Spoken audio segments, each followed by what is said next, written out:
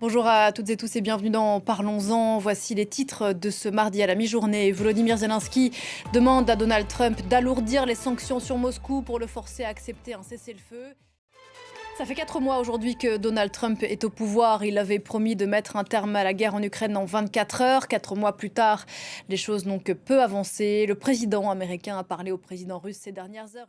Les Européens, eux, vont prendre des sanctions supplémentaires contre Moscou. Il en est question à Bruxelles aujourd'hui où se tient un conseil des affaires étrangères et de défense. Ludovic de Foucault. L'actualité de ce mardi en bref, c'est aussi le Proche-Orient et Benyamin Netanyahou qui s'insurge contre le communiqué commun signé à Londres par le Français Emmanuel Macron, le Britannique Keir Starmer et le Canadien Mark Carney. Les trois dirigeants ont condamné, je cite, les actions scandaleuses d'Israël à Gaza, offensive militaire et blocage de l'aide humanitaire. Écoutez à ce propos le ministre français des Affaires étrangères, Jean-Noël Barrot. Une fermeté affichée et des propos qui sont, selon le Premier ministre israélien, une immense récompense, je cite, pour le Hamas.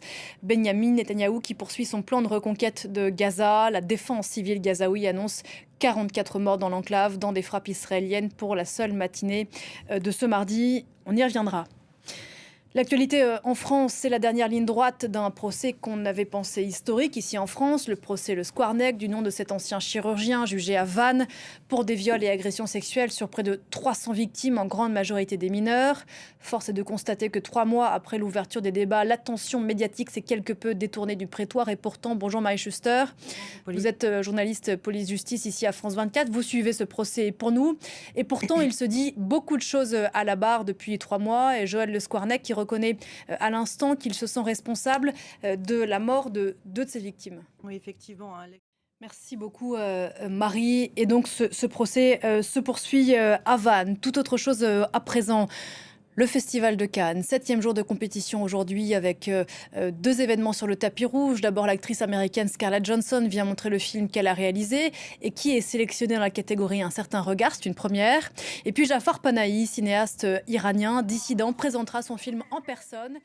Hier soir, Cannes a connu un grand moment, la présentation d'un film nigérian en compétition. Là encore une première, le film s'appelle My Father's Shadow du cinéaste Akinola Davis.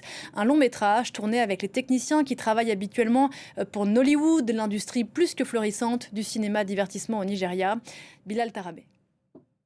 Un festival de Cannes à suivre bien sûr sur France 24 avec nos équipes sur la Croisette. Parlons-en continue juste après ça.